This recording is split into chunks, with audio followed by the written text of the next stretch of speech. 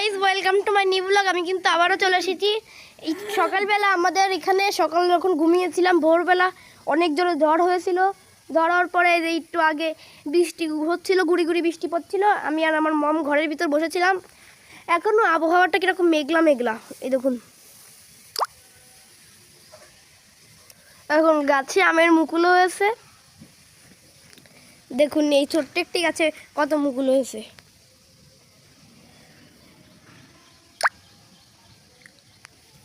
এখন দেখা যাক মম কি করে। তুমি রান্না করছো মম? হ্যাঁ, কি রান্না করছো? বান মাছ দিয়ে আলু দিয়ে রান্না করব আর হচ্ছে বেগুন ভাজি করব। বেগুন ভাজি তো আমার অনেক ভালো লাগে। চাটনি আছে সাথে, টমেটো চাটনি হলে আমার কাছে ভালো হয়। তো টমেটো চাটনি রান্না করা হয়ে গিয়েছে, আর এখন এই যে বান মাছ দিয়ে আলু দিয়ে রান্না করব আর হচ্ছে বেগুন ভাজি। বেগুন ভাজি তো আমার অনেক ভালো লাগে। তো রান্না করো, খেয়ে দেখবো কীরকম হয়েছে। তো গাইস, এখানেই ব্লগটা শেষ করছি। আপনারা এরকম ব্লগ দেখার জন্য আমাদের সাপোর্ট করবেন। বাই।